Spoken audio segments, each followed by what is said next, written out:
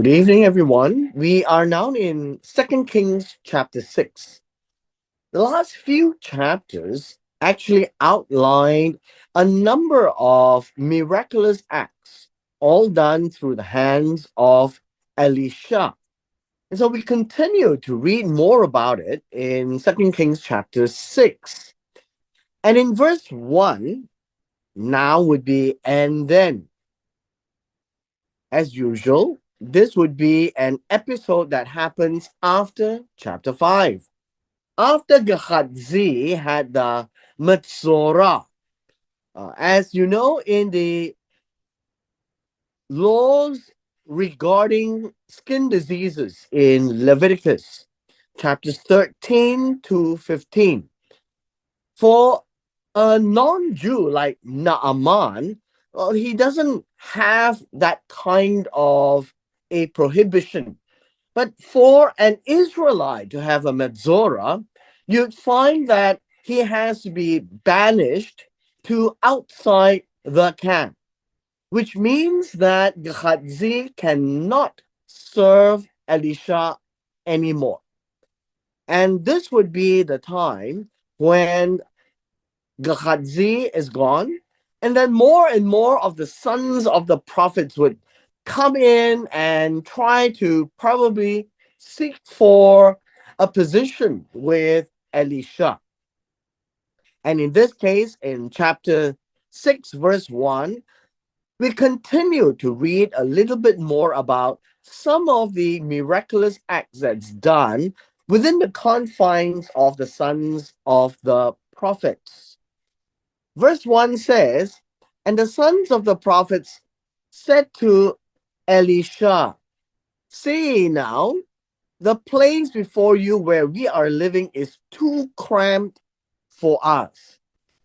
Now, this is a very modern way of reading. And so, this idea of cramped is too narrow. The idea of this narrow and cramped kind of idea is very much an idea of a tribulation. So it's a word used for persecution. And it is when somebody is put in a narrow, tight spot. And that is how persecution is depicted in the Hebrew language. And so they are complaining that the place that is before you, that it is to his face, where they are living, is just too small, which implies that there are more than one replacement for Gehazi. There were many more of them. The suggestion is this. He says, please let us go to the Jordan. And remember, the Jordan is perhaps where they remember Elijah would have been taken up.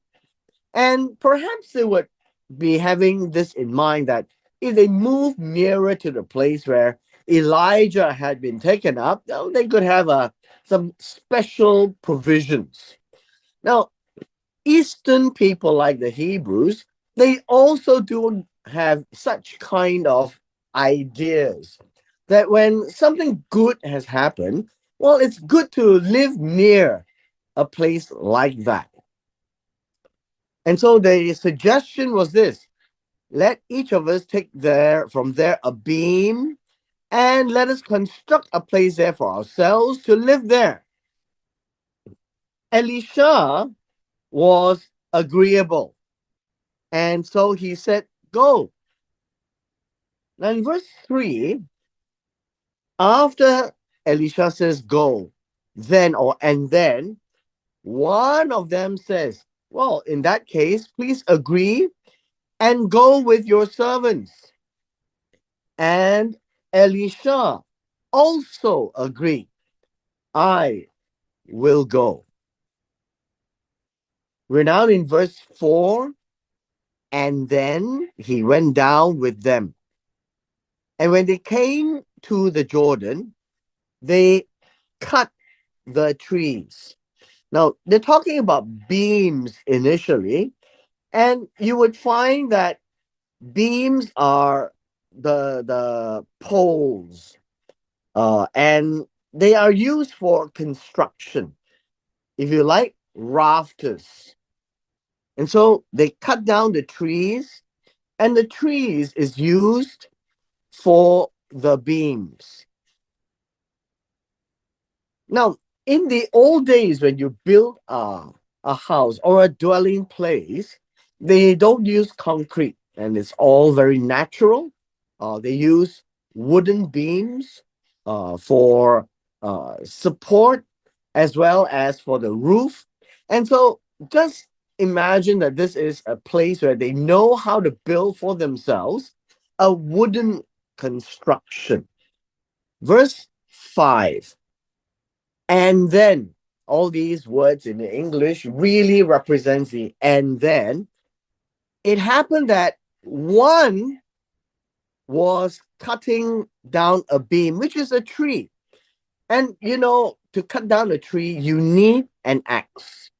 And the way they have an axe is that the head of the axe would be the chopping point, sharp, and then there is a handle of an axe.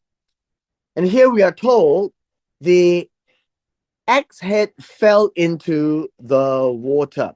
Now we call this an axe head, but really this word axe uh, is the iron implement. I think that's what it's called, an iron implement.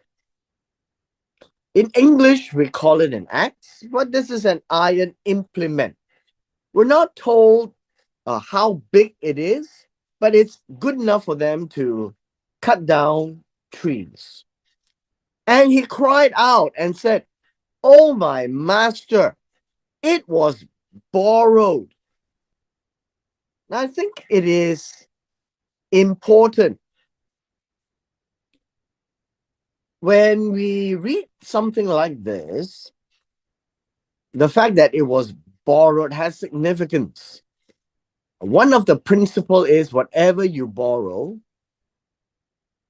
you must return.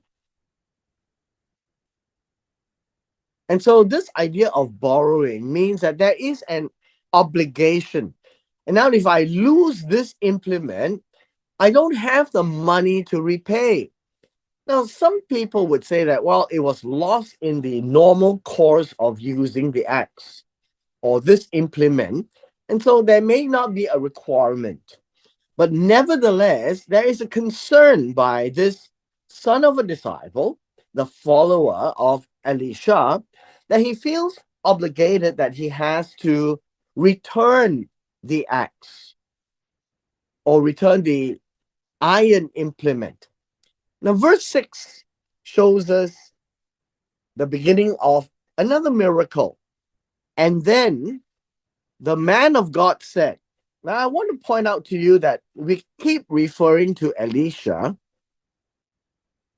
as the man of God. Now, of course, he is recognized as the prophet of Israel. He's a man of Elohim. It implies that he has special powers and he has communication with God.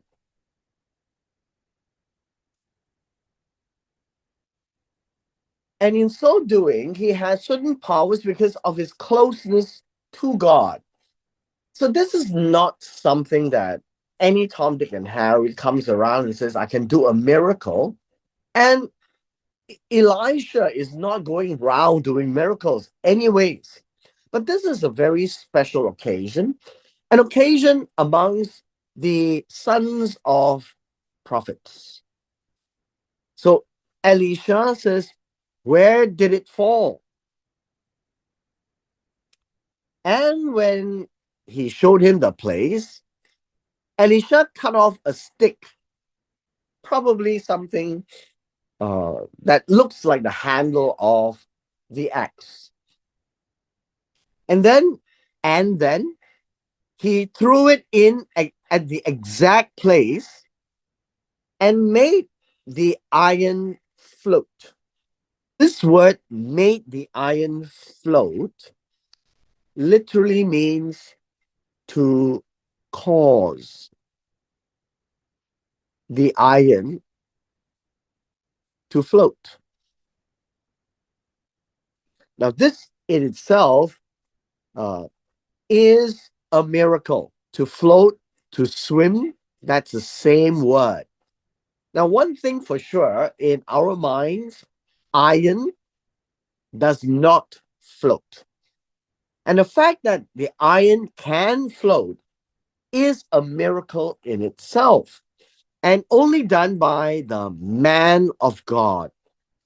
The reason why I want to point this out to you is that this type of miracles is not a special, unique power in the hand of Elisha. These are miracle powers that is actually with God. And he wasn't really the one initiating. So you need to think of it this way, that it was Elisha who was in communication with God. And without going through all the back and forth in the vision of Elisha, he was told by God exactly what to do. Now, this would be the way to read the text. The text in itself doesn't tell us the interaction with God, but it can be inferred that it is not an innate ability or skill of Elisha. In fact, this kind of a miracle is not done in public. This was a private affair. Now, why did Elisha do this? Because even the son of a prophet must honor a debt. There is no way that the son of a prophet can get away with any obligations of repayment. And so to do this is a very private affair. And it is recorded so that we understand that it is Elisha, the man of God, to do it. So the rest of the sons of disciples has no such ability, primarily because he is not having that special communication with God. Verse 7. And then Elisha said, pick it up for yourself. Well, one thing for sure, it's not going to fly up from the water. And so the miracle ends by the iron, an instrument, a metal that does not float or swim, and it does in this particular case. And so miracles of God can turn something that is not possible naturally to become possible. And of course, we call it unnatural. But I think in our modern day, we call it supernatural. It is beyond natural. And so he reached out his hand and then he took it. Now, these are the words of the first miracle. Very private, something that is not natural being done. One of the things that I would like to highlight is that these are not common day or everyday miracles that Elisha goes around doing miracles. It so happens in these few chapters that records quite a number of miracles, one after another.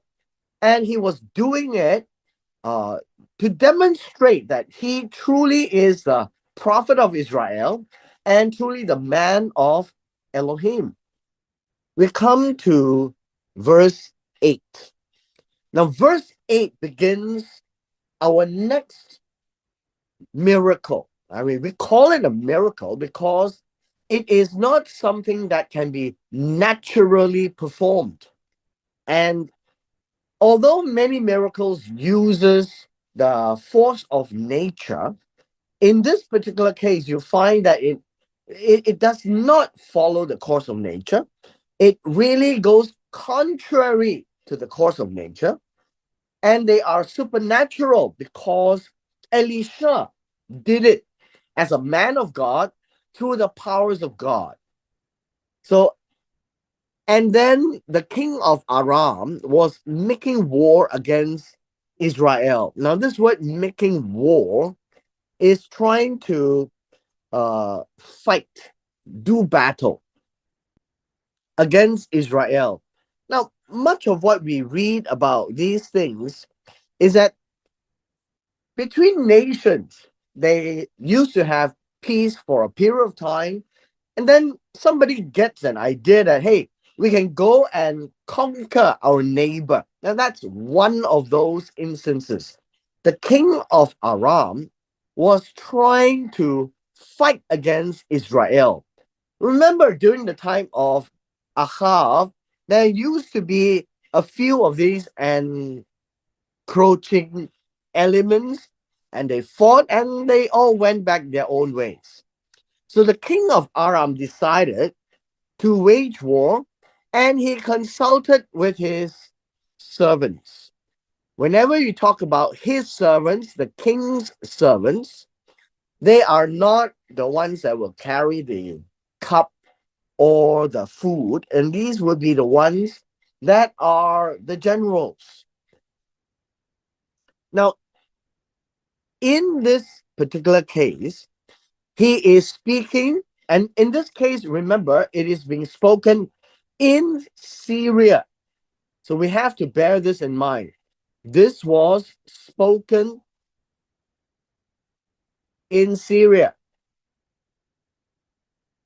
which is far, far away from Israel.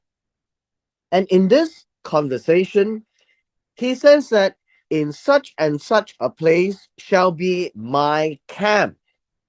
Now, this idea, such and such, a certain place. Now, what is he trying to do? He's trying to set up ambush. It is a secret place, and they will want to wait for the king of Israel to come by, and they will take on the king of Israel. And so these are spoken in Syria, secrets of the battle.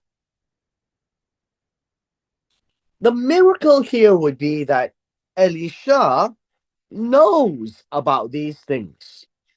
So in verse 9, it says here, and then the man of God Elisha sent word to the king of Israel, saying, be careful that you do not pass this place, because the Arameans are coming down there. This place would be such and such a place. So it would be this place.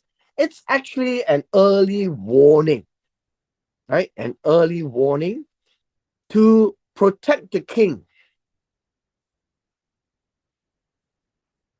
Now we read from yesterday, you find that the king, Jehoram, and Elisha, they're not in great terms.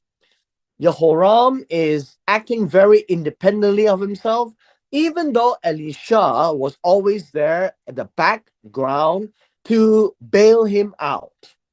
Now, in the typical setup of a nation, you would always have, in this case, the northern kingdom, the king and a prophet. And the prophet will be his right hand man.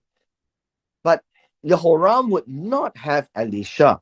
And so Elisha just merely sends word to the king of Israel. We read in verse 10, it says, and then the king of Israel sent people to the place about which the man of God had told him. So he warned him so that he was on his guard there more than once or twice. So let's understand this. The first thing is, this is the place where he went. And what do we understand from here? It means that the king was suspicious of Elisha. not very sure if Elisha was telling the truth. And so he sent people to check out the place. And when that happened, he took precaution. So the word he warned him and cautioned him means the man of God had told him and warned him. That these are the A and the B. Man of God, Elisha. But the king didn't believe. He just had to see it for himself. And then it says he was on his guard there, basically took precautions. And it's not just once and not twice. So this word here, more than once or twice, literally in the Hebrew means not once, not twice. That's a Hebrew way of telling him many times. Now, this kind of warning should help us understand that the relationship between Elisha and the king should be reestablished because Elisha is trying to preserve the life of the king, but the king is not having that kind of an idea with Elisha, even though he had been warned more than twice, many times, and he has escaped the captivity or the ambush of the king of Aram. Verse 11. Now the heart of Aram was enraged. Now, this word enraged literally means had a storm. You know, Hebrew words are very imagery driven. That in the heart of the king, it was very stormy. Winds were blowing over this matter. What matter was this? The matter is about the ambush. He had tried to ambush the king of Israel many times, but he failed. And so he called his servants and said to them, will you not tell me which of us is for the king of Israel? The idea here is in the mind of the king of Aram, he was very frustrated, and now he suspects that there is a mole. Now, what do you mean by a mole? A mole means somebody warning the king of Israel. Verse 12 then tells us, one of his servants said, now how would he know? But it would be because the king of Aram has people who understands the life within Israel, the nature of the man of God, the prophet of God. And in the previous chapter, we had Naaman who came over. And so they would have that kind of idea, not all of them, but perhaps a handful of them. And then he said, no, my lord, the king. But Elisha, the prophet who is in Israel, tells the king of Israel the words that you speak even in your bedroom. Now, this is quite interesting. The reason being is this. There is this particular servant, one of his servants, who knows Elisha as a prophet in Israel. And in his mind, the prophet has special skills. And the special skills includes knowing what was said. Now, notice it is about things that you speak in secret. And in this case, Elisha tells the king of Israel what you said in secret about your ambush. This is because there is a man of God, a prophet of Israel. In that culture, you would find that if somebody is known as a man of Elohim and a prophet of Israel, it is well known that that person has particular skills that is not found in anybody else. If he is already recognized as a prophet of Elohim, a man of Elohim, people think that this prophet has special skills. He can hear, he can see things that normal people cannot. And so that also includes secrets. The secrets here, though it said speak in your bedroom, which is literal, it merely tells that even in secret, you close the door and Elisha will know about it. And so verse 13 merely tells us that that is how some of the Arameans, the people of Syria, talk that way. And so he said, the king said, go and see where Elisha is so that I may send men and capture him.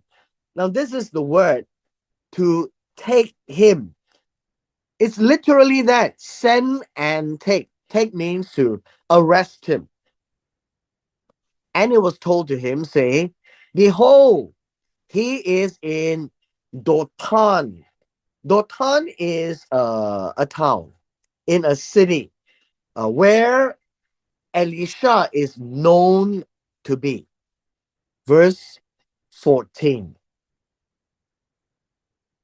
Verse 14 says, and then now that he knows where Elisha is, he would be the king of Aram. Right? The king of Aram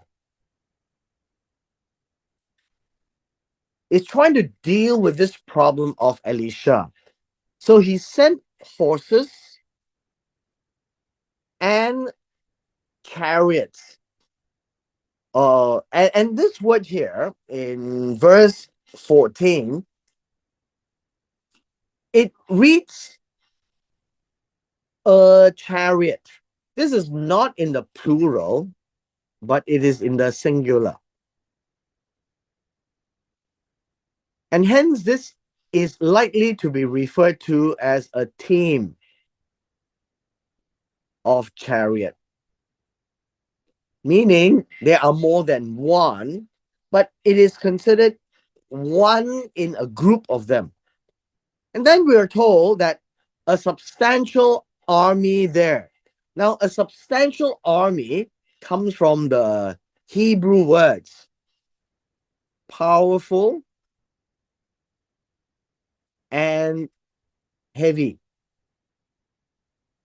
And by heavy, it is important. And so this word here would be numerous, it would be abundant. Uh, it's heavy in the sense of the numbers, right? In terms of numbers. So a substantial army is, well, I guess you can say the word army is not there, but it's an interpretation of the word powerful and heavy as a group of army personnel of the king of Aram to be there to capture Elisha. And then we read in verse 14 at the end here, and then they came by night, and then they surrounded the city of Dothan. For today, we will end with verse 15. Verse 15 says this, and then when the attendant of the man of God had risen early. Now, the servant of the man of God, we're not told who right now, but amongst the many sons of the prophets, one of them is now doing this work. He went out and then he saw an army with horses and a team of chariots was circling the city. And his servants said to him, the message to Elisha is, "This is hopeless, my master. What are we to do?" This is really, I guess from here we can tell that this is an expression of hopelessness. And this is what it says. Uh, this is hopeless. This is the word alas. The word alas here is uh, aha. And that's how it is said, aha. But it's translated into a way where the meaning of that interjection is that he saw all this and he's making a sound. In modern day, perhaps it would be like, oh, but here is aha. It is a sound that you make to denote a sense of hopelessness, that you don't know what to do. You're looking at something that is beyond you, that you have no idea what to do. And so that is what he responds. What shall we do? Now, verse 15 says, "What shall we do?" Clearly tells us that the servant is not very smart. The servant is not a man of God. So the man of God is Elisha. The sons of prophet as the attendant is just by himself, no view of God. Very human, I guess. At this point in time, I just want us to understand that this narrative that describes this particular event is to contrast between a man of God like Elisha and other sons of prophets who are attending to Elisha, uh, knows what to do in some minor sense. But when it comes to major events like this, only the man of God who has communication with God understands what to do, because God tells him what to do next. And in the eyes of the attendant, it is sheer hopelessness. He's in shock and he doesn't know what to do because they are all surrounded. These are not army people, they are normal people, civilians. But when you see the army of Aram, the king of Aram, surrounding you, it would be suicidal to go do anything against them. And this is where we end our session today, to understand that what they are looking at is a situation of sheer hopelessness. And so, with this, we come to the end of our session today, and we will complete this chapter tomorrow.